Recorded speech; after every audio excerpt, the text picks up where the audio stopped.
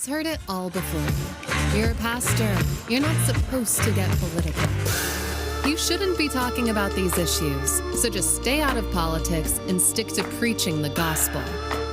Life, marriage, sexuality, borders, ethnicity. These things aren't political. They're biblical. God's word has much to say about the culture we're living in. This is Our Watch with Tim Thompson.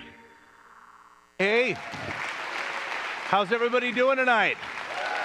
You guys excited? I'll tell you what, you are in for a treat. We are going to enjoy this evening. Riley Gaines is in the house, and she's got a lot of really amazing things to share with you all. A little bit of housekeeping before we get started.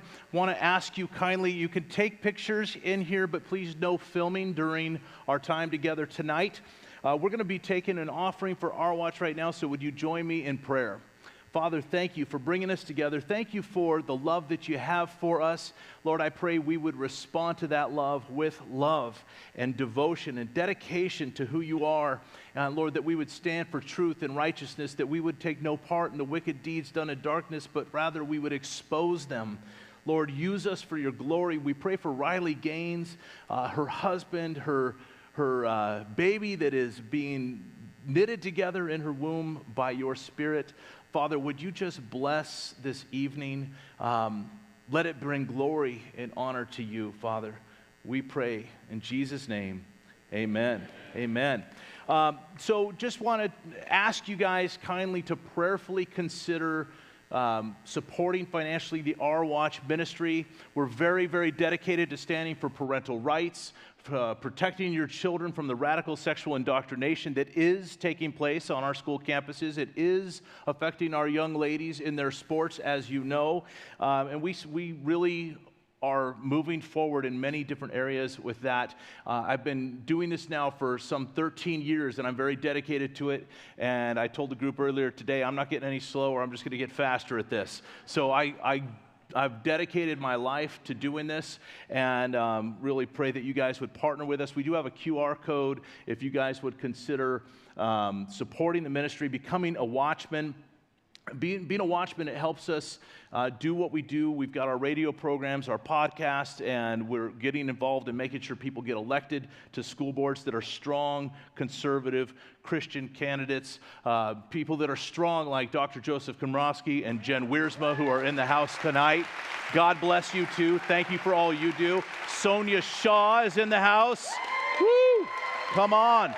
I'll tell you what, God is bringing warriors together, and we want to be able to just be a small part of that, and God really, truly is using Our Watch. So if you would consider supporting us in that way, we truly would appreciate it. We do have some Save Girls Sports shirts for sale out there. They're $25. Afterwards, you can go out and get one of those. We also have Save Girls Sports stickers. Those are free, so grab them, stick them on your water jugs and all that kind of stuff. But enjoy those stickers.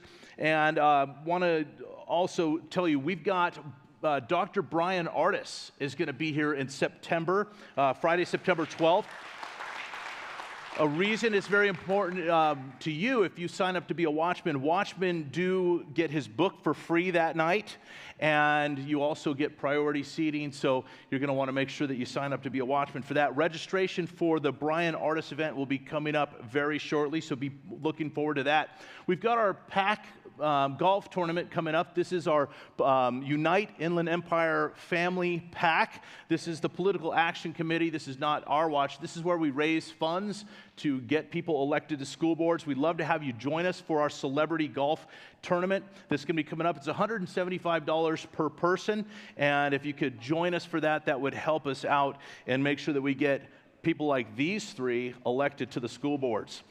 We also have a trip to Israel coming up. I'm going to be leading that alongside Pastor Tom Hughes from Hope for Our Times. If you want to join us in Israel, we'd love to have you guys. That's October of this year. So we have a lot of really amazing things coming up. Love to have you guys keep in contact with us. Stay engaged. Stay effective. Let God use you for His glory. Amen? Amen. Amen. All right, enjoy the evening.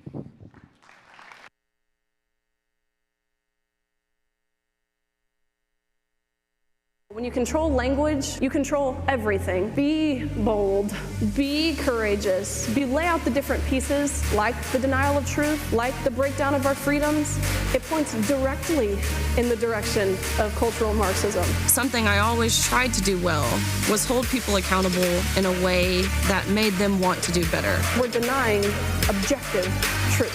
What I constantly refer back to is this idea of true love. It is loving to say the truth.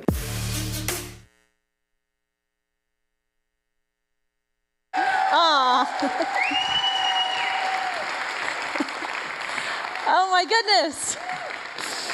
Goodness gracious. What a blessing it is to be in a room, number one, in California, and to be received in this manner. This is not often, again, especially in this state, how I find myself received. It was not too long ago, I decided to go to San Francisco. Actually, I came from San Francisco this morning. We had the bright idea of swimming Alcatraz. Saw it on the news yesterday, knew we were coming out here. I thought, I can escape.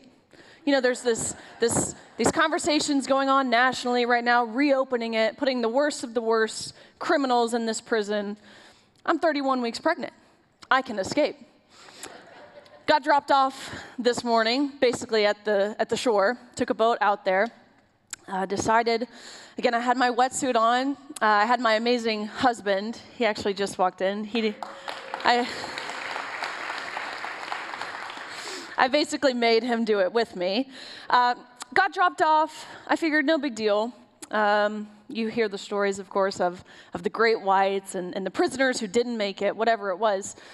We get dropped off. It was so cold. Oh my gosh, it was freezing. Start swimming. It's about 1.5 miles back to shore. Again, I thought no big deal. Get about to the middle, right? Currents are going, waves are coming. I did not swim 1.5 miles. I think I swam like 2.5 miles because by the end of it, I'm like turning in circles, all dizzy. Where am I going? But I can proudly say that we did, in fact, escape. So, but prior to this most recent visit to San Francisco, I decided to go to San Francisco State University. It's been a passion of mine these past few years to get on campuses, both high school campuses, college campuses, and really engage with and mobilize and encourage the youth, a demographic I believe that's often left out of these important deemed political conversations. So I went to San Francisco State University, I guess naive, to believe that these students and community members would come with an open mind and the willingness to have their hearts softened, because they did not. They came with pitchforks and fire. And upon delivering my message in a relatively similar forum, it was a classroom setting, so, there's a podium at the front, there's a whiteboard behind me, seats out like this, doors in the back. Upon delivering my message, a group of protesters rush in, hundreds of them, and they turn off the lights to the room, no windows, so, again, similar to this, it's pitch black, and they ambush me. Like I'm fully accosted, I'm being pushed, I'm being shoved, I'm being punched in the face by these men wearing dresses, which, fortunately for me, their punches don't hurt that bad. But nonetheless, these protesters ended up holding me for ransom for about almost 5 hours, demanding that if I wanted to make it back home to see my family safely again, I had to pay them money. Might be wondering, where were the police? Well, we were not in Temecula. We were in San Francisco. And so the police were being held for ransom with me. It's about like hour 3 going on to hour 4 in this room. I'm looking at the officers. Can't you do something? Actually, isn't it your job to do something? To which they verbatim said no. They said, no, we can't do anything. We're not allowed to do anything because we're not allowed to be seen as anything other than an ally to this community, or else we'll lose our jobs. Again, the same community who's on the other side of the door, calling these officers racist pigs for protecting a white girl like me. Anyways, the dean of students ends up showing up. Bear in mind, it's about midnight, the middle of the night. They were holding me through the night. Now, the dean of students shows up, and he starts negotiating with the students how much I owe each of them to be able to leave, which the price they ultimately agreed upon was $10 each, which makes me mad because I think I'm worth more than $10. Granted, there was a lot of them. Eventually, we were able to get out, not because the protesters dispersed. About 40 or so officers formed a diamond around me. We pushed out. But the most remarkable part about this story is what happened the next day when the vice president of student affairs at the university sent out a university-wide email. So to the entire student body, all faculty, all professors, all staff members, everybody. And in this email, she said, "We are so proud of our brave students for handling Riley Gaines in the manner that they did." We know how deeply traumatic her presence is on this campus, and so here are some counseling resources for you all. Take the day off of school. They literally got the day off of school. Just know that we see you, we hear you, we love you, and we stand with you. Nowhere in this email did it condemn violence against women for that matter. Nowhere in this email did it say that we understand the value of our First Amendment rights of free speech. No, of course not. I could describe, I mean, truthfully, what feels like hundreds of these similar situations that I have found myself in over the past few years. Being spit on, people pouring drinks on you, throwing bottles at you, yelling the most profane, obscene, heinous things you could possibly imagine. I could describe hundreds of those scenarios. So when I say that I'm grateful to be in this room with you all, please know I mean that from the very, very bottom of my heart. Look, of course, I'm not here to deliver a political speech, right? But I will say, and I imagine many of you share this same sentiment, that the past 180-ish days, I think now, 175 maybe, 175 days, my pillows felt a little bit better at night. I sleep a little bit better. The air feels a little bit clearer. It really has been win after win after win with Donald Trump back in the White House.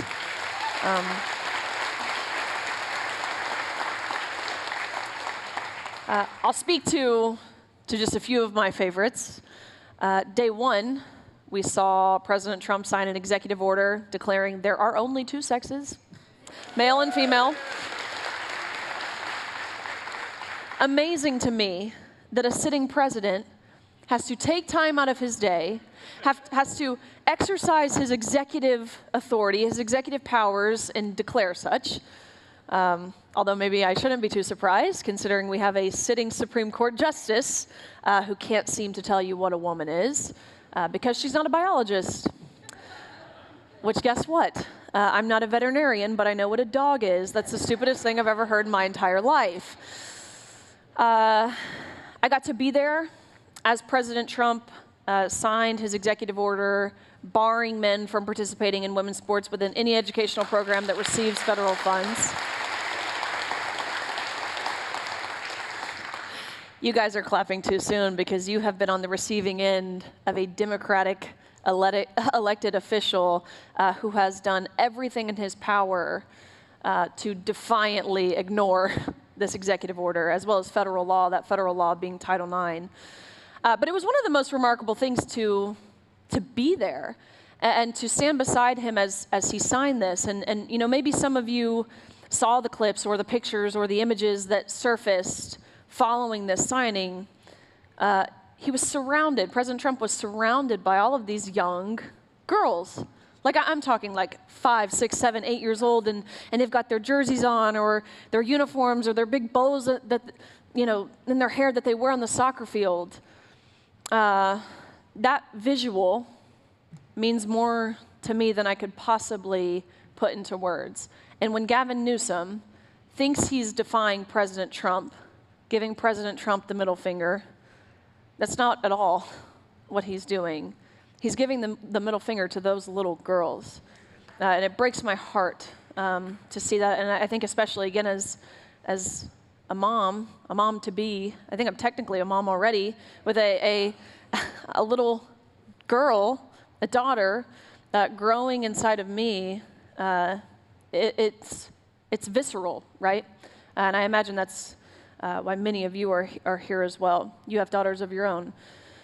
One more win I can speak to that my family has been able to benefit from since Donald Trump being sworn in as president again.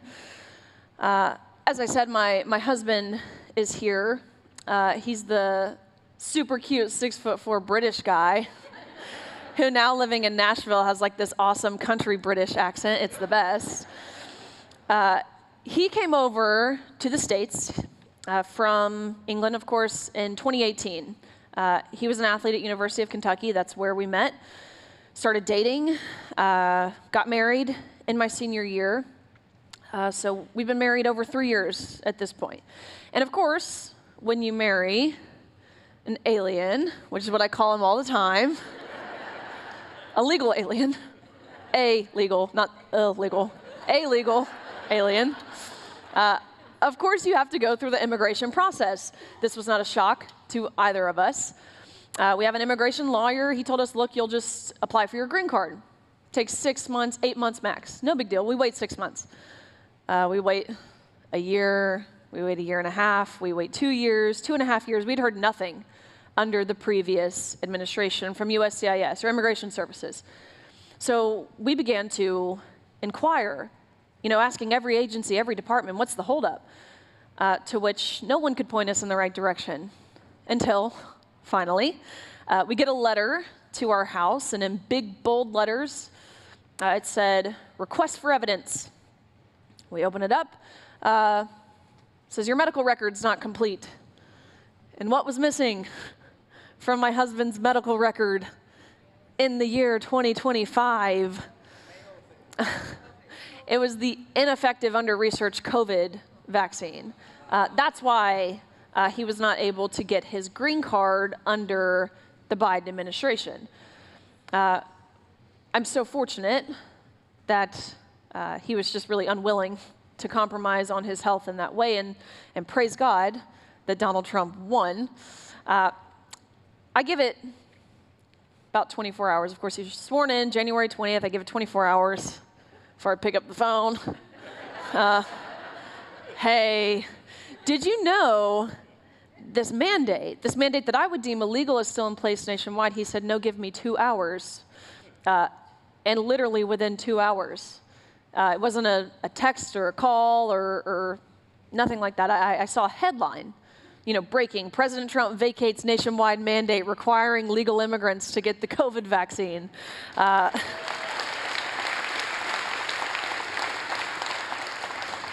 So really, not too long before we came here, I got this little green card in the mail.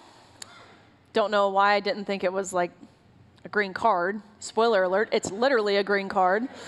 So I figured we'll celebrate this, right? Like, make it a fun thing. I go to Publix. Do you guys have Publix here? Oh, you're so missing out. What's your grocery store? Thought y'all were gonna say like Walmart. We go to Publix. They have like a little bakery section. I go to the cake decorator in the back and I said, hey, can you make me a cake that says congrats on not getting deported?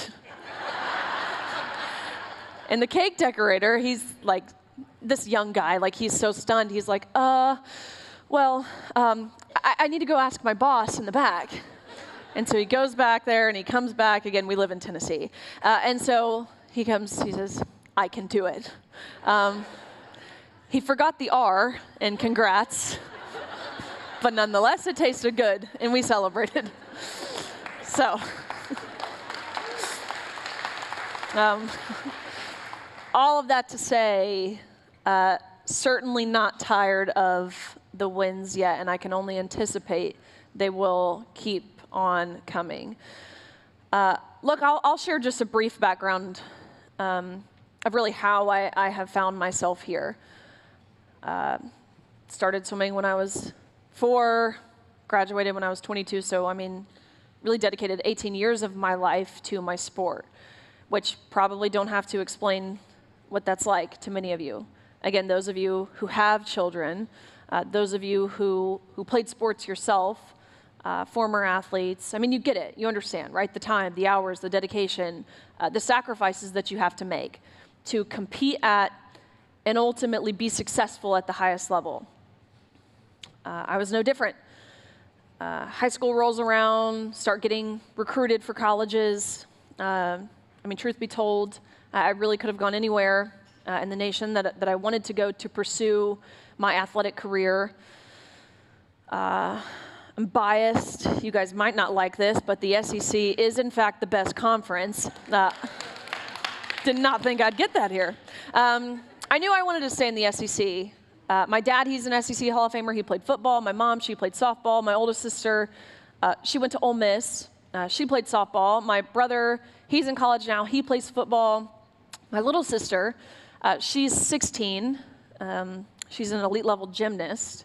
And dare I say, which I would never tell her this, she is the best athlete out of all of us and will go on to do incredible things. So knew I wanted to stay in the SEC. Did not know I wanted to go to the University of Kentucky as a lifelong and very proud Tennessean. I thought the only things that came from Kentucky were like meth and like Mountain Dew, I don't know. Not really interested in either of those things. Still not interested in either of those things. Found out they have horses and bourbon. Those things are cool.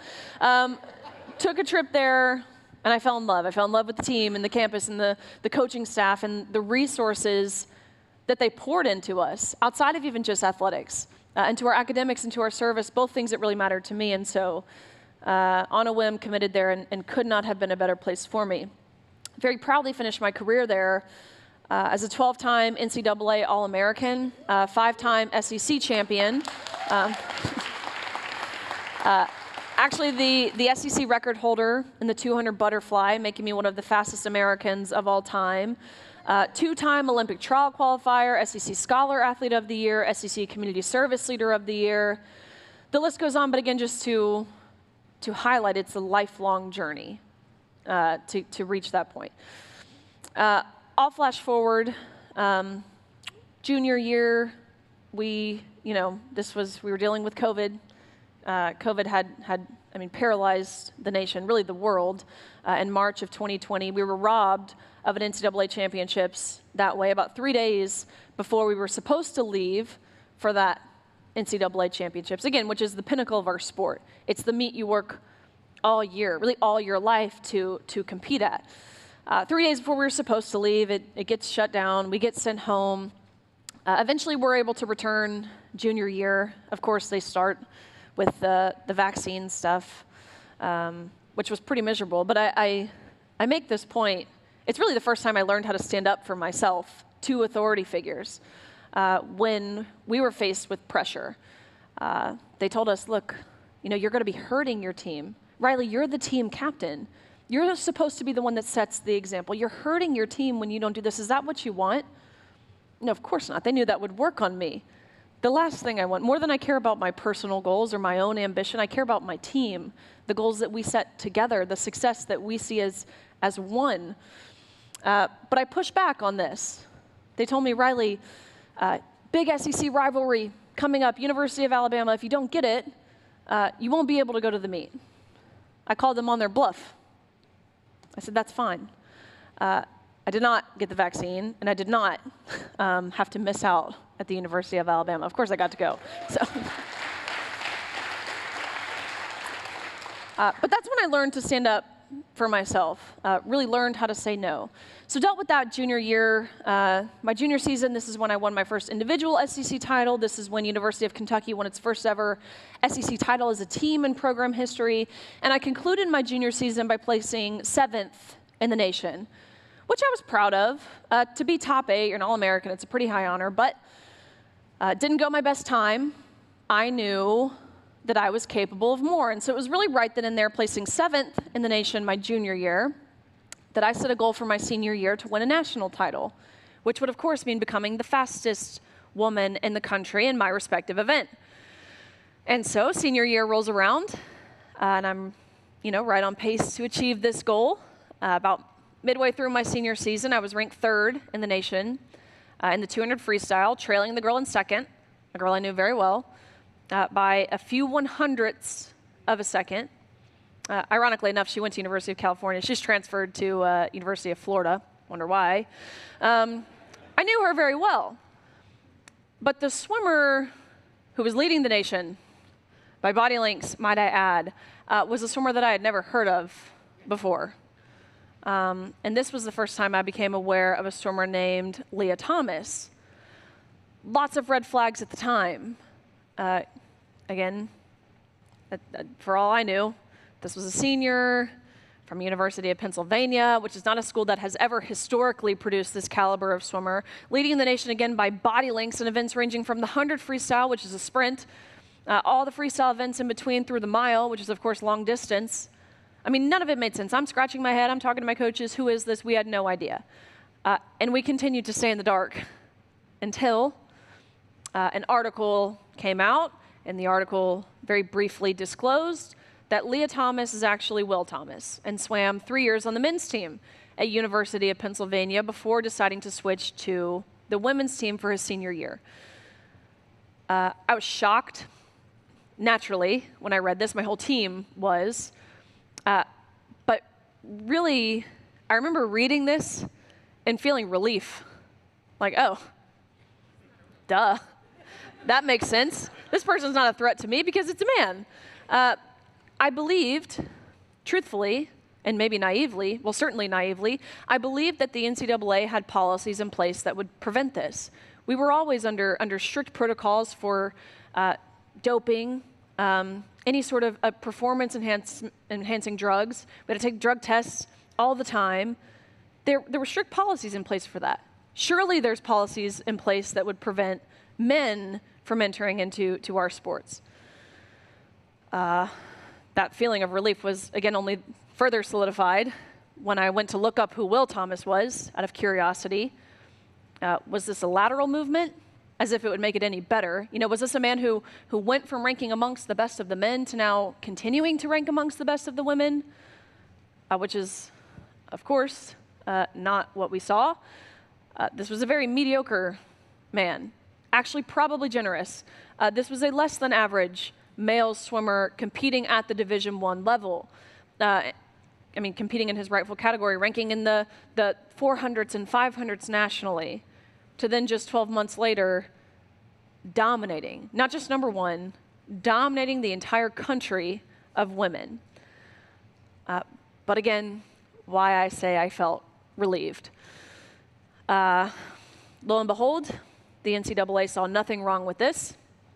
About 3 weeks before that national championships in March of 2022, they released a statement saying that his participation in the women's category was a non-negotiable, meaning there was nothing we could do. There were no questions that we could ask. There were no concerns that we could raise. We were quite literally told we had to accept this with a smile on our face. And so I watched that first day. It was the 500 freestyle, which is not an event that I typically do. And so I watched that first day as he swam to a national title, beating out Olympians, beating out American record holders. Keep in mind, these aren't scrubs. They're the most impressive and accomplished female swimmers this world has ever seen, and he beat them all by body lengths, becoming the first man to win a Division I NCAA women's title. True trailblazer fashion. Second day of competition was the 200 free, which is the event that he and I race each other in.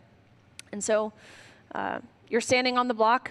It's the top 8 women in the entire country. You look over the lane next to you, and there was what was very visibly a man standing at 6'4", his size like 15 feet take up the entire diving block.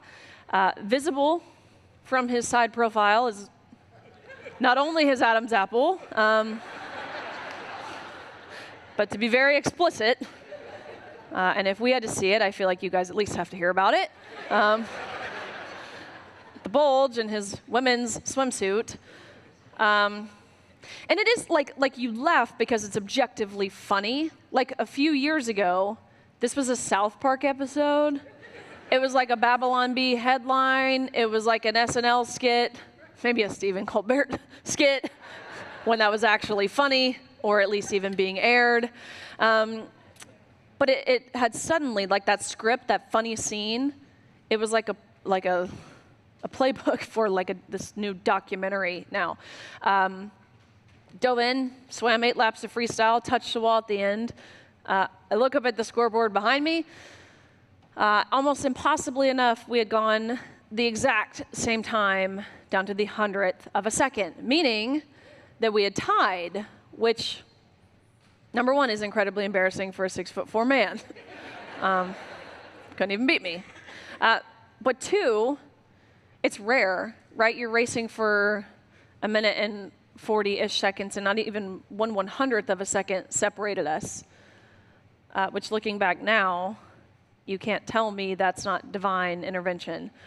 But anyways, what really thrusted me over the edge, I'm ashamed, I'm a very self-aware person, I'm ashamed to say that had it ended there, like that competition was it, I'm ashamed to say I really believe I would have just carried on with my life, all the while knowing it was wrong, of course. There was never a part of me that believed this to be fair or good or beneficial to our sport or beyond. Of course not. But I would have just believed that it was someone else's problem to handle, not mine. I was just a swimmer. Surely it was a coach or an official or someone with political power. Surely they'll handle it.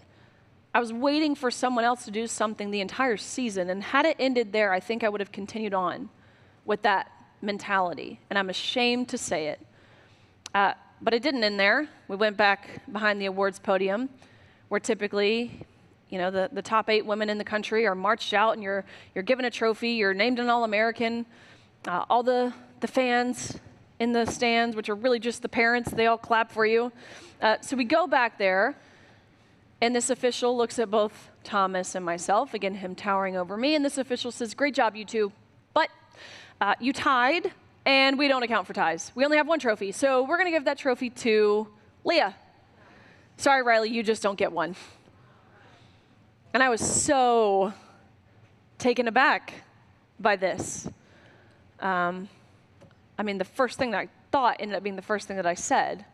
And the first thought that I had was, isn't this everything that Title IX, women's sports, were created to prevent from happening? What do you mean you're going to give the trophy to the man in the women's 200 free? To which he didn't have an answer. They didn't give him a script of what to say when someone asked the dreaded question of why, and so he's stumbling on his words, and the first thing he says is actually, we're just doing this in chronological order. To which I said, okay, what are you being chronological about? Do you mean alphabetical? Because G comes before T. Otherwise, I don't know what you're being chronological about. Again, we went the exact same time, and it was then when, like his face shifted. The official, he looked sad. He sounded sad. I could tell he didn't even believe what he was about to say. But he looked at me and he said, "Riley, I am so sorry, but we have been advised as an organization that when photos are being taken, it's crucial that the trophy's in his hands. You can pose with this one, but you have to give yours back. He takes the trophy home. You go home empty-handed, end of story." And let me tell you what, that was the moment when. I will never forget standing on that podium, again, sharing my placement with the man standing 8-9 inches taller than me, holding this trophy I knew I had to give back. And it was just this realization of, Riley, how in the world can you expect someone to stand up for you if you're not even willing to stand up for you? This has to come from you all as women, as female athletes. So that's, again, the unfairness of it, which probably didn't have to explain. Kindergartners know the differences between boys and girls. But what you couldn't possibly fathom, unless it's maybe a situation that you yourself, maybe your daughter, your granddaughter has been in, is what that locker room was like. Again, it's a vulnerable space, a locker room, especially a swimming locker room. I'll kind of set the scene. Not a place of modesty. These suits that you're putting on, they're paper thin, they're skin tight. It takes like 15 minutes at least to really poke and prod yourself into these suits. And that's 15 minutes of which you're fully exposed. Growing up a swimmer, as I said, it's not comfortable in general, locker rooms, but growing up a swimmer, you almost become comfortable being vulnerable in that environment. That vulnerability is stripped from you when you're in this space. You have your back turned, putting on your suit, and all of a sudden you hear a man's voice. Instinctually, like you cover yourself, right, and you turn around, and again, there's a 6'4" guy taking off his women's swimsuit, fully naked, fully intact, fully exposing himself, inches away from where you were simultaneously fully unclothed. It's awkward, it's embarrassing, it's uncomfortable, it's humiliating. It's feelings of total violation. Our rights to privacy as women were thrown out of the window without even a blink of an eye, without even bare minimum forewarning us that we would be sharing this changing space. On top of, I think the third piece of this that I believe is important to mention because it shows how this issue, and again, a lot of the cultural chaos that has plagued this country, that has plagued this state, has really become an infringement on our First Amendment rights, on our freedom of speech. I don't have to ask, the people in this room, how many of you have felt like you've had to censor yourself, even in the form of, again, self-censorship, to keep friends, to keep family members happy or appeased, or to keep your job, to get a good grade in school, whatever it is. I would imagine some of you probably have experience with this in some capacity. But what we dealt with in terms of the, really emotional blackmail to keep us quiet, how they effectively muzzled us. And again, I say effectively because it worked, the things they said, telling us you'll never get a job. Your employer, if you speak about this, they're going to look you up. It's standard practice, and they're going to see that you're a transphobe. Is that what you want? You'll never get a job. Riley, you want to go to dental school after college. No dental school will ever even look at your application if you speak about this. You'll lose your friends you've had your entire life. They're not going to want to talk to you anymore. Where they would bring in what they labeled as outside professionals who set the team down, set the girls down, and said something to the effect of, what you're advocating for, specifically as it pertains to the locker room, sounds a lot like segregation. And you know who else advocated for segregation in the 1960s and prior? The KKK. And is that the side of history that you want to be on?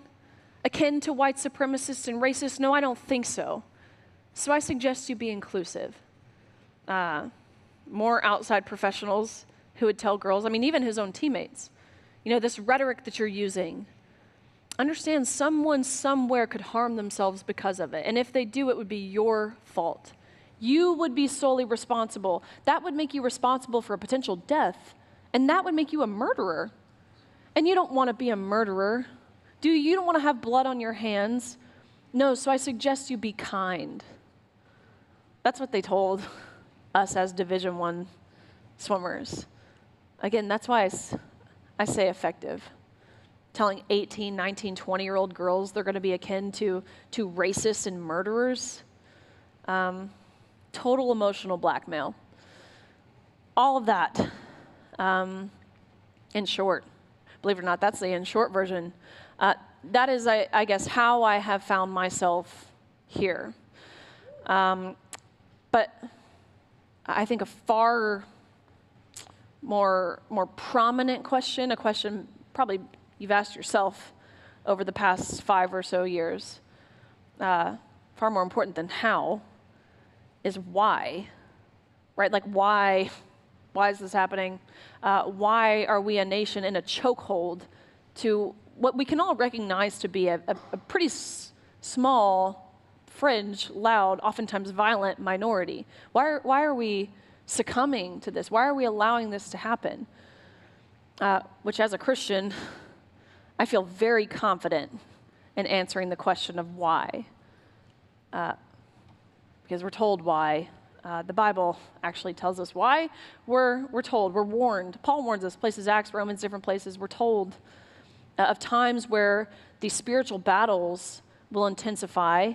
Of course, Isaiah 5:20, where darkness is seen as light, where bitter is seen as sweet, and where evil is seen as moral.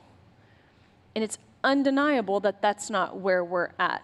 And I say at, I don't say where we were, it's where we are at now. It's not past tense, even with a new administration, again, who is making fantastic strides in the front lines of the cultural war that we've all been a part of. We're still there.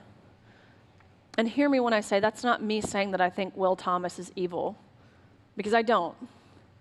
But you know what is evil?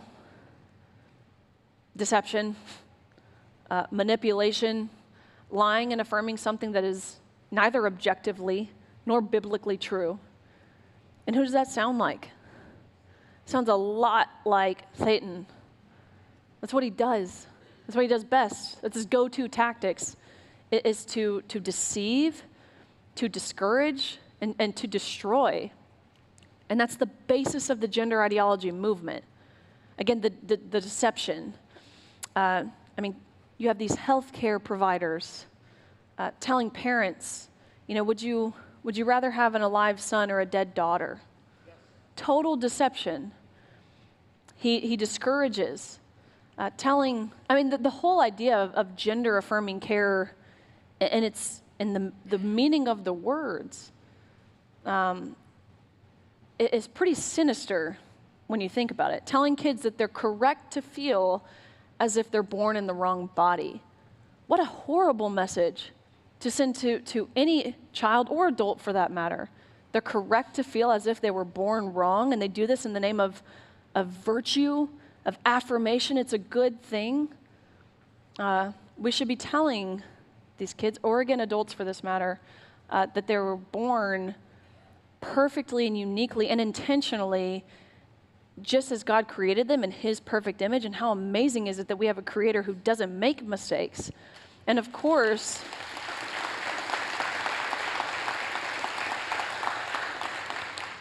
he destroys, again, the practice of chemically or surgically sterilizing children. Like really, really think about that. Total destruction. Which I, of course, feel very passionately about. And again, especially as now a mom carrying a daughter, it's very easy to recognize when you spend time in the Word. All that being said, I really do feel more hopeful now than at any point throughout these past, I'll speak personally, past 3 or so years. The wins that we have seen, the strides that we have seen being made, not just at the national level, even at the state level. 28 states have now passed some sort of law ultimately banning men from participating in women's sports and vice versa, Nebraska being the most recent. 17 states have passed a law ultimately defining the word woman in law. Again, crazy we have to do that. The governor of North Carolina, they would have been the 18th state. He just vetoed this. I believe they have the votes to override this veto. So that's fantastic news. We've seen awesome wins from the Supreme Court recently as it pertains to the safeguarding of children. Of course, the Scarametti case, parental rights. We just found out the Supreme Court is actually going to hear oral arguments for a Title IX case, which if I had to predict how this is going to go, the ruling will be 6-3, with a pretty scathing dissent written by the 3 liberal justices who will certainly oppose this. The 3 liberal women, isn't that amazing? How women, liberal women, tend to be our own greatest obstacle in this fight for, to use their own intersectional language, in this fight for equality. It is women who tend to be women's own greatest obstacle. Mind-blowing to me. All that to be said, again, while we have seen wins, I guess I'll just, kind of round it out with a pretty forceful message that we cannot become complacent. I know I don't have to explain that to you all, though, again, because you live here. Not here in Temecula. Again, it's really good people here. That's what it really is. Even comparing the people that I've interacted with, not just at this event, of course, you can imagine that those are good people, but restaurants on the way in, whatever it was, people at the hotel, very different than the people I interacted with at San Francisco. So it's good people here, but in this state of California, I don't have to tell you to not become complacent because you see the destruction. You have to live through what they call progressive, right? Like indicating we're moving in the positive forward direction. Really what we're seeing is deeply regressive. You see it every single day. I find myself, again, living in Tennessee, where we have so many of you who have decided to come to our little bastion of freedom. And it's so funny because anytime you meet someone from California, that's who's buying virtually every house right now where I live in Nashville, they'll say, look, I'm from California, but I'm not one of those Californians. They have to very clearly lay it out that they are a political refugee. And they know not to make Tennessee into California. It's kind of funny. You all see it. But in my state, that message is really pertinent because people think it's not going to happen to me, or maybe even some of you. We live in Temecula. It can't happen here. We have a good school board. We have awesome people, and you guys do, by the way. But it's not. It can't happen here. We've got a good mayor. We've got good things going on. A fantastic sheriff, by the way. We don't have to worry about this stuff. That would be your first mistake, is believing that you're immune to it.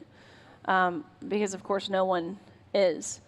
This war on woke has not yet been won. Again, your governor, he went on a podcast and said this issue was not just unfair, it's deeply unfair. I saw him on Sean Ryan, actually, this week, where Sean Ryan directly asked him, you have a child, a young child. How do you feel about take politics out of it. Personally, how do you feel about medically transitioning minors? Of course, he gives the most roundabout answer ever. Well, he doesn't actually give an answer, actually. And he says, yeah, man, I get it. I get it. He's doing this the whole time. Look, I get it. I've got a 9-year-old, just turned 9, so I understand. That's what he says. Same thing in the podcast with Charlie Kirk. He says, yeah, this issue is deeply unfair. He still allowed a boy, following this conversation, to steal state titles from girls in track and field. He then went on to sue the Department of Justice and the Trump administration for attempting to prevent this from happening in the state of California. He went on to sue Donald Trump and his administration, to which they have now responded back with, well, we're going to sue you for not following federal law. Yeah. And when you really think about it, this is the hill that they're willing to die on, willing to give up, millions and millions and millions of dollars in federal funds. And think about what those federal funds apply to. School lunches, right? That's what Gavin Newsom is willing to give up to allow for boys to infiltrate, take over, and dominate women's sports, women's locker rooms. What we're seeing in women's prisons here. Did you know, in California, I mean, in a not very long span, 1,500 male inmates applied to be women to get into women's prisons. And you know what the qualification is, what that application looks like? It's to merely say, I am a woman. I belong in a women's prison. You know how many women have applied to be men to get into men's prisons? 1, and she had 3 months left of her sentence. But I've talked to female inmates in this state who have tragically and pretty traumatically been raped by male inmates posing as women. Again, remember, these are oftentimes violent sexual offenders. That's what got them into jail in the first place. I've talked to women who have contracted HIV and AIDS from these men because it's running rampant in the men's prisons. The men come over and spread it throughout the women's prisons. I've talked to women who have become impregnated by men here in this state because of your governor, because of Democratic leadership, because of people like Scott Wiener, who is like the worst of the worst. Oh my gosh. How does he get elected? I don't know. Again, I think he's the San Francisco area, so maybe it makes sense. Anyways, I don't have to tell you guys this war on woke has not yet been won, but it feels pertinent. It's how the other side has basically acquired, every inch of the public square. Think about it. Academia is entirely left-leaning. Media, Hollywood, entertainment, of course, all left-leaning. Even corporate America, left-leaning. Healthcare industry, left-leaning. The list goes on. Therefore, it's up to us to push back in the same manner that the other side does. It's as simple as speaking up. It's as simple as being bold. It's as simple as proclaiming the word of the Lord publicly and without shame. Pushing back in terms of even in the judicial world, suing. I believe is really, really important. That's how you make lasting change. I understand a lot of people here in this state don't necessarily live in a fair district to pursue these lawsuits. But nonetheless, it's important to send the message that we recognize the harm that you're doing and we won't sit idly by. I've extended my time, but very excited for conversation with Pastor Tim in just a few moments. So again, appreciate you guys. It's amazing to see so many of you. Again, we have Sonia Shaw here, who has been really on the forefront of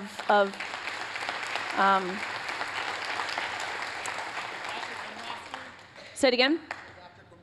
Oh, yes, of course, amazing. Well, these are the people who inspire me. Maybe the intention is for me to inspire you all. It's seeing this. It's people like this. It's Jessica Tapia who's here. It's those people who inspire me. So thank you guys very much. I think they're going to set up the stage, and we'll have a conversation in just a few minutes. So thank you.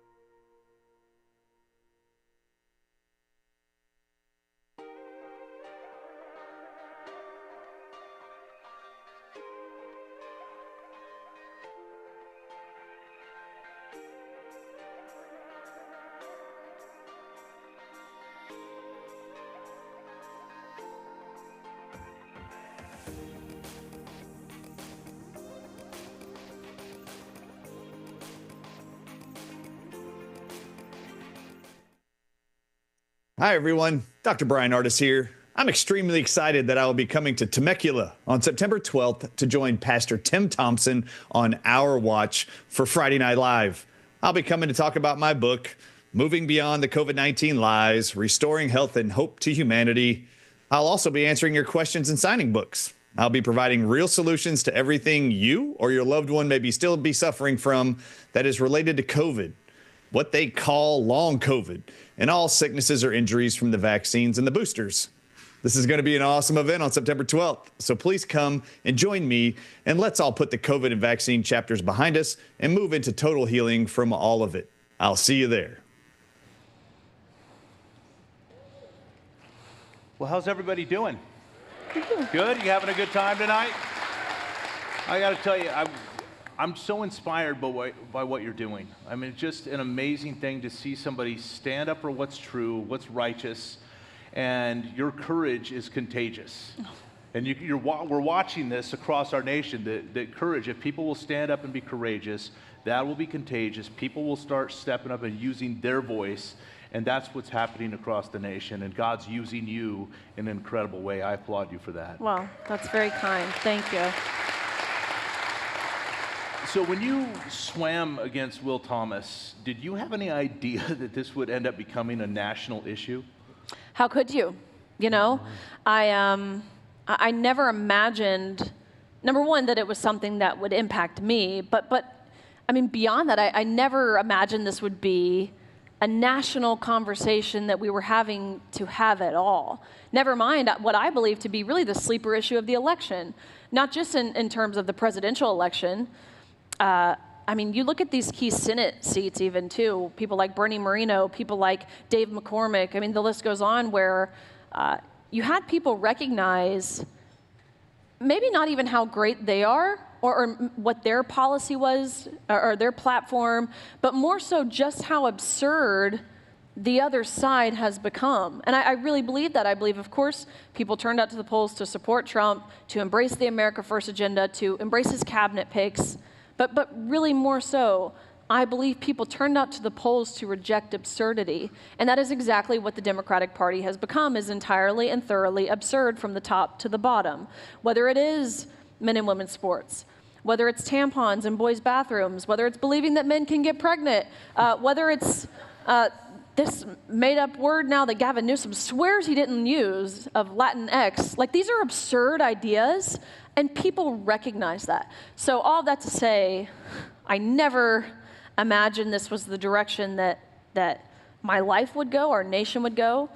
I was in dental school following college, undergrad to, be an endodontist actually, which is root canals, weirdly enough. That's what I prepared for. So to see the turn that my life has taken, really suddenly too, like in a short span of time, I pray every day for wisdom and direction and guidance and protection and all those things, and he provides. So. You know, you mentioned earlier that we're living in times, and I agree with you 100%. I actually speak about this often, but we're living in times where they'll call what is right, wrong, that's the times we're living in, for sure. And so when you first stepped up to speak out, did you see that as a courageous move, or did you just think this is just the right thing to do, this is what should be done? It was more so it was just the right thing to do. I got to this point where, truthfully, I felt guilty. Like, I felt so convicted. I felt responsible, actually. Like, I realized, again, in that moment that I was describing of being on that podium, I realized that even by participating in the farce, I was just as bad as the people who, enforced or created these policies. I understood at that point that silence really was complicity. And so it just became more so the right thing to do. I mean, how could I look at myself in the mirror knowing I have a younger sister and be okay with not speaking up for her? It was bigger than me at that point. Again, this was my last meet. So it wasn't about me. I was done competing. I wouldn't have to face this again in terms of, the sports world. It wasn't something that I personally was concerned about anymore, but it was these overwhelming feelings of conviction about the next generation. And again, now having a daughter, growing a daughter, like it's the world that she will grow up in. And that to me makes all of the backlash, all of the heat, all of the negativity that I may face or that I certainly do face, it's worth it. And truthfully, I have people all the time who will say, how do you withstand? To which I respond, easily. Like it's easy for me to take the heat that I do when you know what you're fighting for, and I think more importantly, who you're fighting for. Yeah, absolutely. You know, your life has become a testimony to what a Christian should do, to just do what's right, to say what's right, do what's right. You know, earlier when you talked about March of 2020, COVID hit, and, you know, our congregation, we stayed open. And people said, oh, Pastor Tim, that's so courageous. How do you do it? I go, what do you mean, how do I do it? I show up, I stick the key in the door, I turn it. Like, it's not courageous, it's just the right thing to do. And we knew it was the right thing to do. And if Christians across our nation would just say what's right and do what's right, we as a nation wouldn't be having the issues that we're having. I want to get to your faith in just a moment, but I want to ask you how your teammates, you came out strong. How did your teammates react? Well, it was interesting because we have a team of 40 girls, right? What I found out, I think especially again as being team captain, like I recognized myself to kind of be a part of the cohesiveness of the team, right? Whether that was accountability, holding girls accountable, whether that was reminding them of their goals that they set, reminding them of our team goals. Like I recognize my role as a team captain, as a leader. And so I think it was pretty clear when we first found out about this, that this was something that we would have to deal with, to have those initial conversations. And I think that's what set our team apart from a lot of other teams. There were a lot of people who didn't want to talk about it at all, who kind of walked on eggshells. I made sure to open up that environment to where we could talk freely about it. Of course, that was not me inserting necessarily like forcing people to feel the way that I did or forcing my opinions on anyone else, but even just having the conversations, what we found pretty quickly was that of the 40 girls, 38 of them virtually felt the exact same way. There was varying levels of willingness to use the pronouns or whatever it was, but 38 of us recognized this to be like unfair. The other 2 were dating each other, which is besides the point. Just putting that out there. But even still, there were girls who, you know, underclassmen who knew it was wrong, but they have more time left to compete. So they weren't really willing to stick their necks out. But what I found, kind of ironically enough, I actually have one teammate who's here today from University of Kentucky. She also had to compete against Will in the 500 and 200. She was willing to stick out her neck, to put her name on the NCAA lawsuit, which is ongoing. Super fun, by the way, to sue someone with such deep pockets, the NCAA, and the Gaines versus NCAA lawsuit. But she was one of the 3 or 4 on our team who also didn't get the vaccine. So I found that to kind of be like, almost like a prerequisite. If you're willing to speak out about this, you were willing to, at the time, kind of question what we were being asked to do, what they told us was mandatory to do. So few were willing to speak out, but not because they thought it was, again, fair or righteous or just or moral by any means, but they were scared. Yeah. Well, yeah, like you were mentioning, it was emotional blackmail. You know, if you would share with us about your faith. You already said you're a Christian, but share with us, if you would, about your faith and how your faith has influenced your courage and your convictions in this fight. Well, it's central to my life, to who I am, to how I conduct myself, to the interactions that I have, to how I approach these conversations. It's central. Before anything, I want to live a Christ-like life. I'm so grateful that I have 2 fantastic parents, who really forced me to go to church every Sunday morning, Sunday night, Wednesday night, which, you know, when you're 10 years old and you're the youngest one in the congregation on a Sunday night by like at least 70 years, It's quite the drag. Like the amount of like little visitor cards that me and my siblings in the back of the pew, that me and my siblings would like play hangman or tic-tac-toe or literally anything to distract us from what was going on at the pulpit was ungodly. But my parents set that foundation for me. And once I went to college, that's when I got to really live it and learn it on my own. And I don't think I would have in the way that I did, in the way even that me and my husband, we still currently do, if it weren't for my parents kind of setting that example for me. So I'm so grateful for my parents. So that's a little bit of what my faith background looks like. And it's hard to get into these conversations, of course, when you're on Fox News and they're talking and it's a 2-minute hit. And I speak to the objectiveness of it, right? Like how men and women are physically different. Again, that's very easy to comprehend. But it's so much more than that. More importantly, it goes back to the first book. He created them male and female intentionally and uniquely in his perfect image. Right. I think, this is so important what you just spoke about. I think of the parable of the soils. And that God talks about the different seed, the different soils that the seed is the word of God, and the different soils that it falls on. And one of those is this rocky soil, and it says that it springs up real fast. Then the sun comes out, dries it up. Why? Because there's no root in itself. And this is where, especially I want to talk to the men in the audience, is we need to be training up our children in the way they should go. We need to make sure that seed takes root in them, because this world will chew them up and spit them out.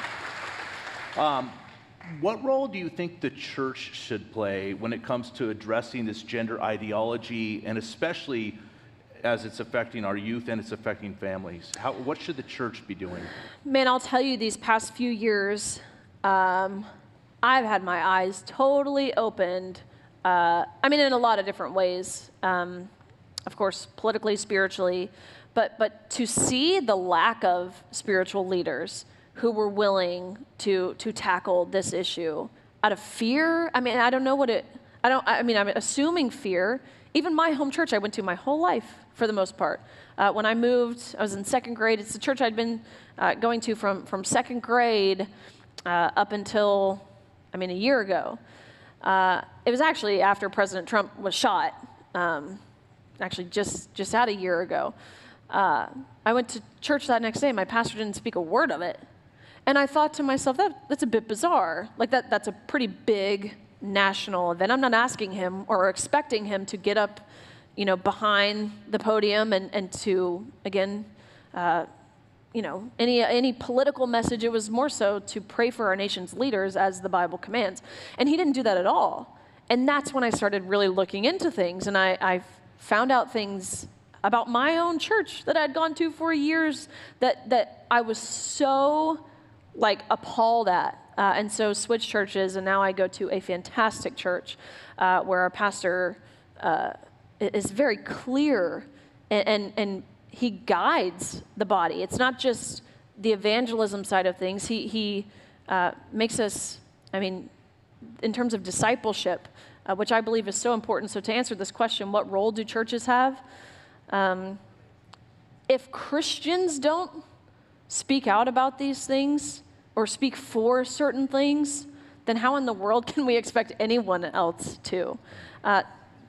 People oftentimes, I hear it all the time, they say, well, Jesus wasn't political.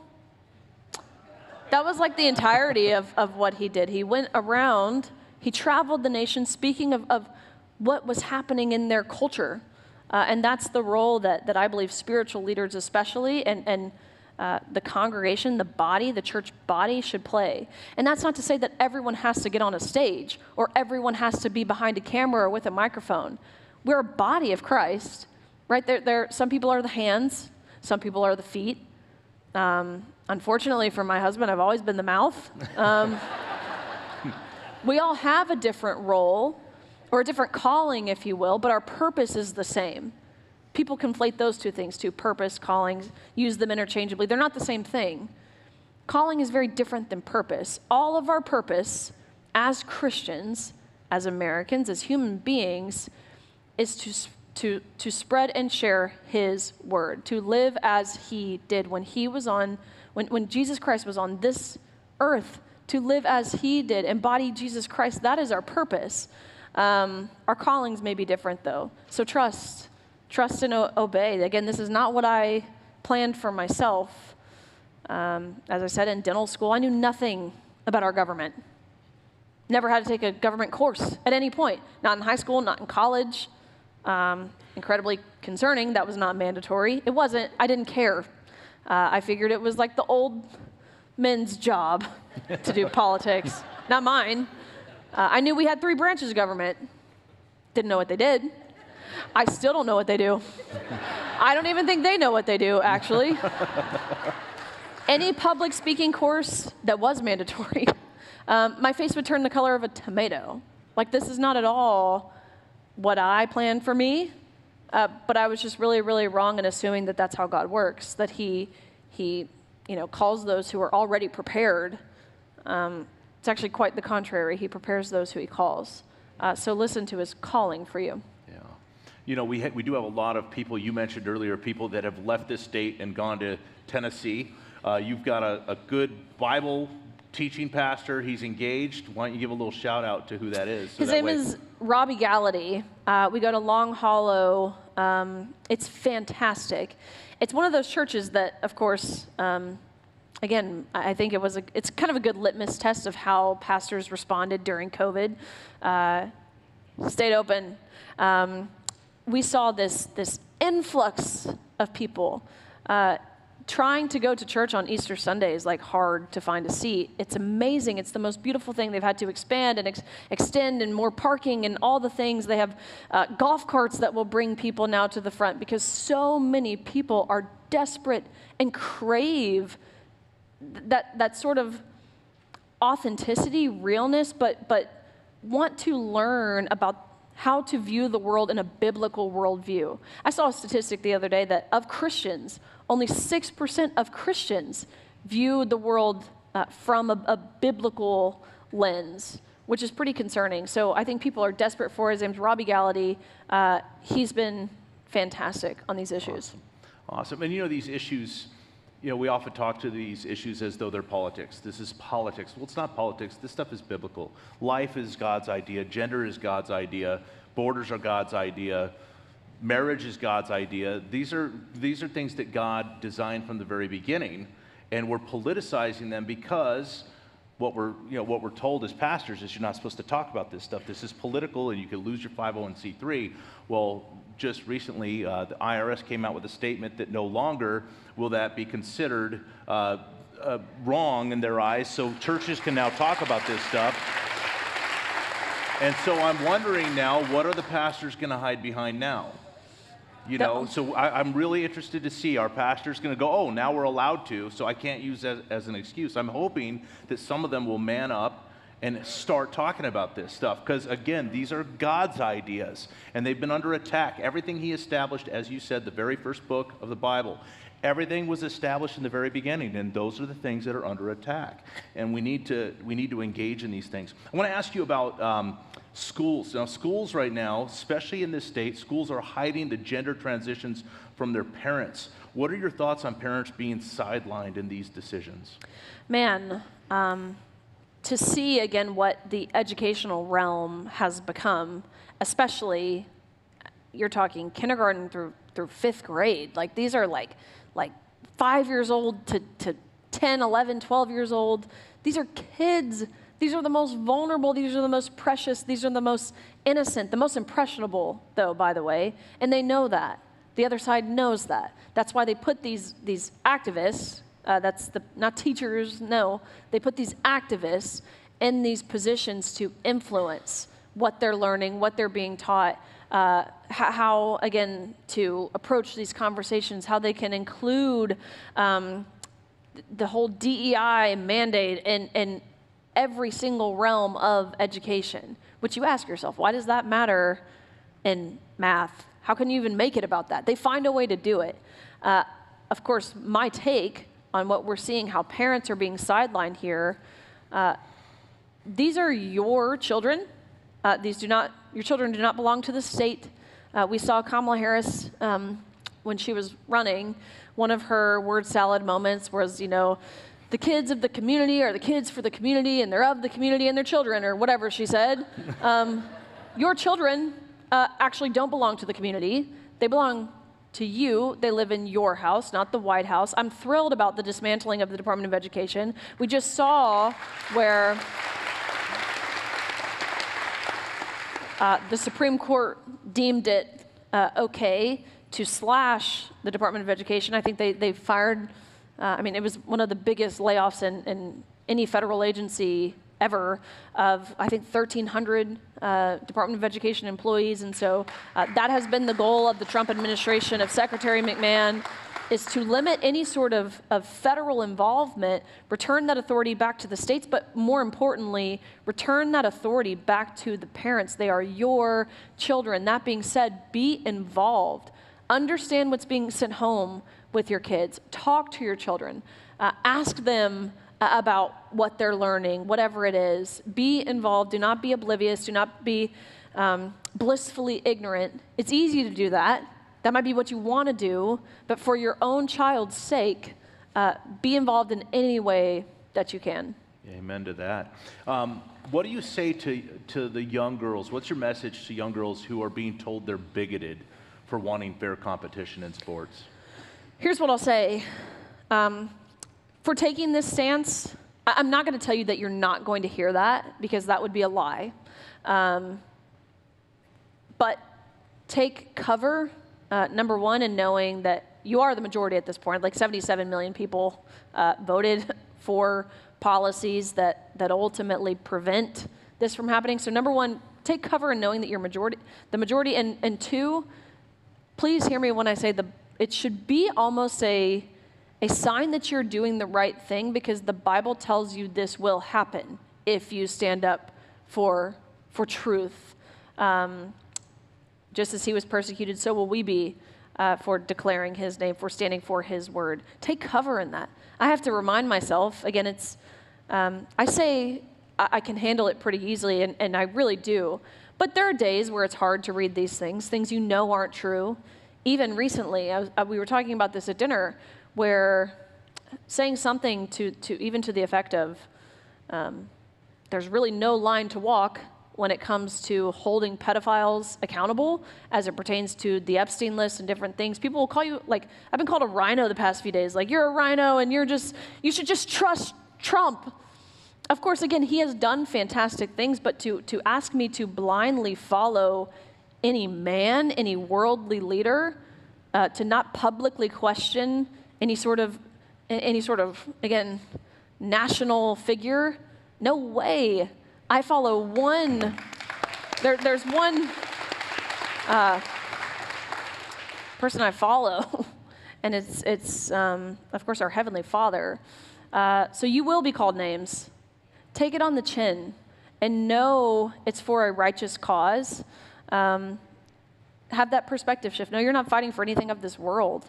You're fighting for the hope and the promise of eternal life. You're here for a very, very short amount of time on this planet. But the promise of eternal life, that's how I have shifted my perspective. And that's what I think has allowed me to do what I do with a smile on my face, quite frankly.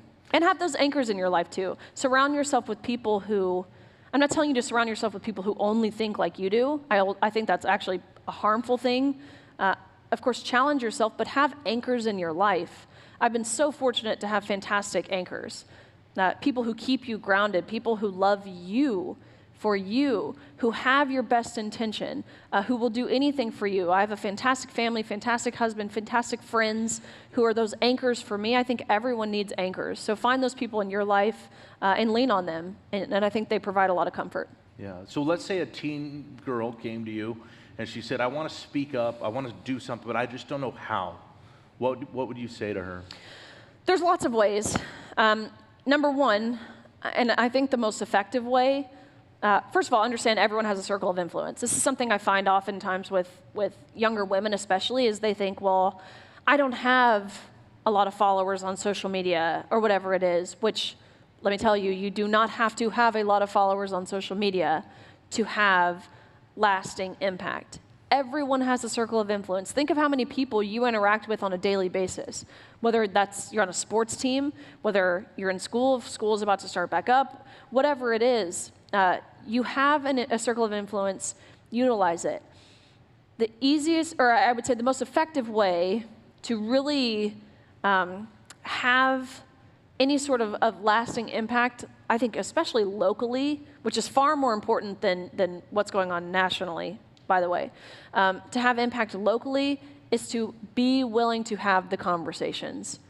Sounds cliche, but I mean, just as you said, courage really is contagious. So you being willing to start this conversation, to not feel like you have to walk on eggshells, you being one person, that could inspire 3 more people. Those 3 people could inspire 3 more people of their own. It really is kind of like this cascade effect.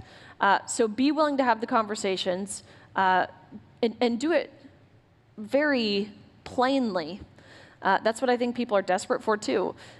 We hear all this verbiage of trans woman and trans man. My poor grandma reads these, even like Fox News articles, and she's like, wait, is a trans woman a man who thinks they're a woman, or is it a woman pretending to be a man? And like they're saying she, but is it a woman? Like, it's so confusing, and by design, right? The intent is to confuse you. Use plain language. It's a man, not a biological man, because that would imply that there's an unbiological alternative to being a man. It's just a man. It's just a boy. It's just a male, whatever it is. That's not to be mean. That's not to be hurtful. That's not to be disrespectful. It's being honest. And if the truth hurts your feelings, then that's a rude awakening for you, for the other person, the one on the receiving end of this conversation. Speak plainly, speak bluntly, and speak proudly. And I think in doing that, you'll find it's liberating. Really, like speaking the truth is a liberating feeling. You feel like a weight is off of your shoulders. At least that's how I feel. And I talk to many people who feel the exact same way. Yeah. Have you seen a shift? You've been doing this for how long now? 3-ish years. Yeah. So have you seen a shift over these last 3 years in how the media covers your story or just women's sports in general? Honestly, the shift has been more so from right-leaning outlets. The left is like truthfully, like in terms of media and elected representation, like a total hopeless, like, it's amazing to me actually. Like I would have imagined, especially after Donald Trump won, that they would slowly start to like recant from their ridiculous takes or from their previous voting records or from their positions, statements that they've made. It's not at all what they've done. They've doubled down, tripled down, quadrupled down, hence why, again, you've seen these mass layoffs at places like CNN, people like Joy Reid, again, Stephen Colbert, whatever it is, like they're getting fired because, number one, and as it pertains to Stephen Colbert, he doesn't do comedy anymore, like it's not funny, therefore why would anyone watch your show? It's become a total like political, left-wing like machine to push out whatever narrative it is that they want pushed out. So I really haven't seen much of a shift as it pertains to left-leaning politicians or the media. It's more so come from the right, because again, 3 years ago, they weren't really honest either in terms of how they were reporting these things. I can think of many Republicans, I mean, people who are pretty, well-known conservative figures, people like Kristi Noem even, the governor of South Dakota, who vetoed the women's sports bill in her state of South Dakota because she wanted to be kind. People like Governor Cox in Utah, same thing. Mike DeWine in Ohio, these are all Republican elected officials, but they wanted to be compassionate. That's what they said. That was just not long ago. So now we have seen this shift, and you would never see that from Kristi Noem now.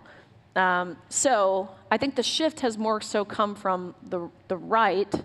And again, I hate to even make it political and, polarize it in that way, but unfortunately, it's almost entirely fallen on party lines. All right, one last question, kind of a two-part. what are your goals in this next year, in this fight, and what victories would you like to see? Couple goals. Number one, I think the Supreme Court, as I described, they'll hear oral arguments out of, actually it's a case coming out of Idaho and West Virginia, which is really good news. Again, I think the votes are there. I think this is something that will ultimately be a good thing for the cause. Hopefully our lawsuit with the NCAA is victorious. I think a lot of people are under the assumption that the NCAA is in compliance with President Trump's executive order, with Title IX, as they said. Following Trump signing this EO, they came out and said, well, we're going to comply. That's not at all what they have done. They have actually, very sneakily tried to change their policy in a way where they can still receive federal funds because the NCAA does, but still allow boys or men to compete in women's sports. So hopefully our lawsuit is victorious in this endeavor. More people speaking out, more lawsuits being put forward. Again, I believe that's a really important part of it. I hope we see more people pushing back to what we see happening in the corporate world as well. These corporations, these businesses, that's who funds a lot of what these sports, especially women's sports, that's where they get a lot of their funding, is their sponsors. So hopefully we see pushback with what's going on in the corporate world as well, because that has a lot of trickle-down effect into what we're seeing in our sports. Hopefully, Gavin Newsom comes around. We saw this interaction between Governor Mills of Maine and President Trump, where I think she thought she had this mic drop moment where she was like, well, I'll see you in court. And he's like, okay, I'll sue you. And that's exactly what he's doing. So we continue to see the Department of Justice getting involved in states. I know they're investigating into Minnesota, Washington, Oregon. I think a lot of people have had enough with the empty threats. We want accountability. Let's see what that looks like, even from this administration. Yeah. So, all right, that's all the time we have for this. How can people follow you? You've got updates coming up. Lawsuit. We want to know how that's going. How can people follow you? You can follow me on X at Riley_Gaines_, 2 underscores, because my first Riley_Gaines got deleted pre-Elon, so second account. You can follow me on Instagram. It's just Riley G. Barker. I've got a podcast with Fox, with Outkick, called Gains for Girls. We've had some Jessica, fantastic people who have been on speaking to the issues going on even here in the state of California. Sonia too. So that's Gains for Girls, and just again appreciate you all. It really is inspiring to see so many people who are engaged, who are involved, who are willing to be here on, is it Friday? A Friday night? It's pretty cool. Actually, I knew it was Friday because I drove down from Ontario. And man, we were crawling, so I'm like, it must be Friday. Friday afternoon. That's pretty much every day here in SoCal. Yeah. Yeah. Yeah. All right. Well, Riley Gaines, thank you so much for joining us. Really appreciate you being here. Thank you. We've got, don't leave. We still have one more thing to do tonight, so hang tight. We're going to do a couple of things here in just a moment, but we have something special we want to do before you guys leave. So hang tight for just 1 minute.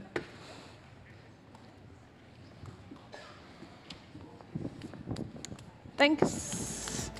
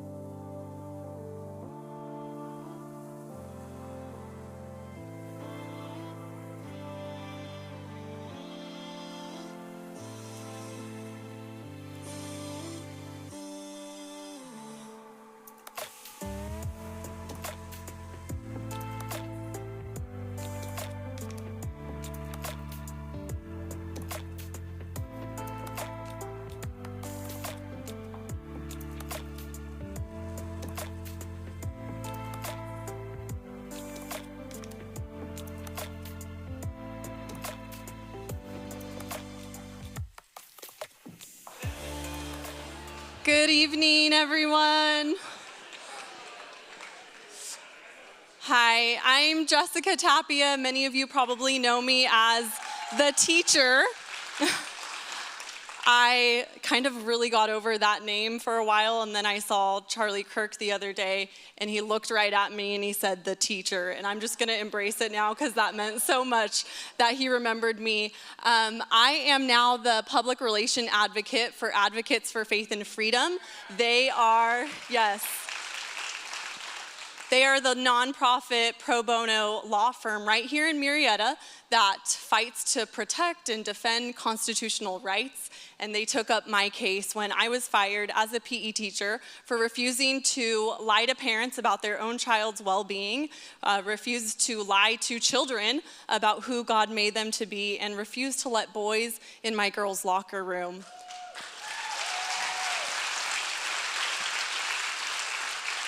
And when I stated my Christian faith as to why I could not do those things, I was fired in my district's words because they could not accommodate my Christian beliefs. And even though my stand came with a cost, I've truly found nothing but gain and blessing on the other side of this stand. And one of those things is God bringing my story full circle to now be working for Advocates. And I'm up here tonight to tell you about a really, really important lawsuit that we've had going since last November. It's our Save Girls Sports lawsuit, because we had two brave female athletes in Riverside County, specifically Martin Luther King High School, who took a stand. They were inspired by Riley, and sadly, one of the girls, Taylor Starling, she lost her cross-country varsity spot to a boy who attended maybe half the practices that she did. And so in protest, they used their rights, they used their freedom of speech, and they showed up to school with shirts that said, Save Girls Sports, and the back says, XX does not equal XY, it's common sense. And they were disciplined for wearing those shirts. Admin had them remove the shirts, and they were even compared to like wearing swastikas in front of Jewish students. So you can see the gaslighting, and these are young girls. But I'll say they are young girls who were willing to take a stand and simply speak truth in a way that many adults today aren't even doing. And so I am so grateful that Pastor Tim has allowed us to honor them tonight. And I want to say thank you to those in the room who support us at Advocates for Faith and Freedom. Without your support, we could not take on these tip-of-the-spear cases that are affecting our culture, our children today. If you'd like to support us or learn more about how to, I'd love to talk to you about that. But without further ado, I want to bring out our two brave, bold female athletes, Taylor Starling and Caitlin Slavin.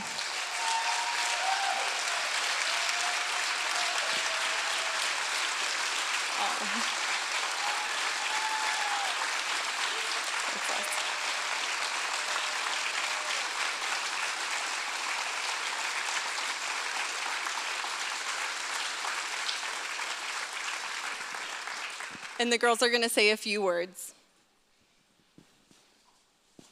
Hi, my name is Taylor Starling. Last October, a boy transferred to my school and was given a spot on the girls' varsity cross-country team. Not only was this athlete a boy, he didn't even have to attend practices, like the girls had to in order to be on the varsity team. Caitlin and I decided to wear our shirts to practice that said, Save Girls Sports, and it's common sense, XX does not equal XY. Our athletic director made us remove our shirts and said it was like wearing a swastika in front of a Jewish person, and said that we would face disciplinary action if we wore it again. As word spread, more and more kids wanted these shirts, so our families got together to make them again. We ended up having hundreds of girls and boys at my school wearing them every Wednesday to stand up for girls' sports.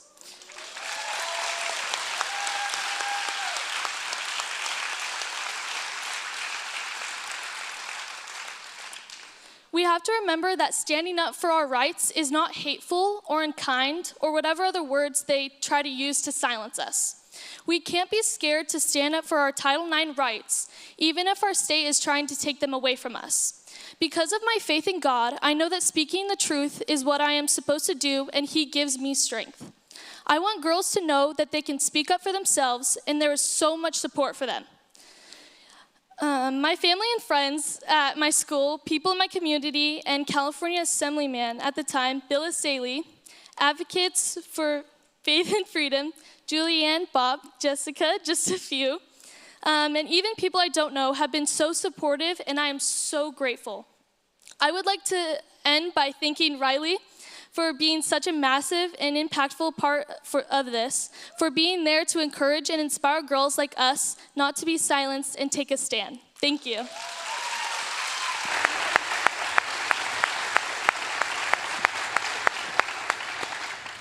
Hello, my name is Caitlin Slavin, and I would just like to start off by saying thank you to every bold person who has helped to play their part in this fight.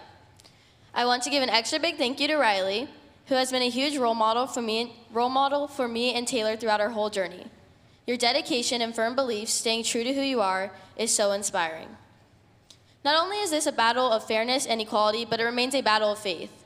Trying to fight for what I believe in while staying true to the Lord and how He calls us to act and what He calls us to do is a balance I continue to search for and use as a guide. We are called to love all people. This isn't about hate, it's about what's true and what's right. Genesis 1:27 states, "So God created man in His own image. In the image of God He created him. Male and female He created him." God has chosen and handcrafted every single one of us. The way you were made was not a mistake, and God loves you and sees you for who you are. So my advice to those who have already helped to take action, continue to take action, or feel the call to take action, is do it. It's worth it. But more importantly, as you do it, seek the Lord and use His guidance. And continue to ask yourself, is what I'm doing and how I'm doing it glorifying God? Thank you. Okay, so also with that, we have a gift for Riley because of her courageousness. That's so cute. That is so cute. Oh my gosh, you guys, thank you. And then also in the back, we have a few shirts for you. Oh my to gosh. take home. I don't know if I'm emotional because I'm like 7.5 months pregnant or like, this is so sweet. And it's again, this that is so desperately needed. I'm so proud of you guys. Of course, I've followed and watched every Wednesday as you have you and your classmates and other students and your teammates who show up wearing these shirts. It is the most remarkable thing. So thank you. Thank you to your wonderful parents too for raising such strong young girls who understand the importance of what we're fighting here on this world, in this nation, but just why it's so important. So thank you guys.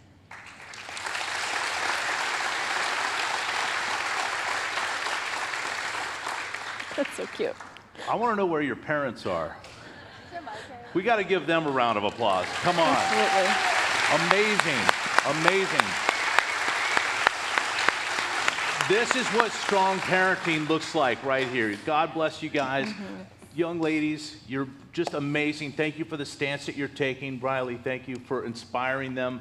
And I hope that all of you are inspired tonight. So one more round of applause for them. Thank you so much for being here.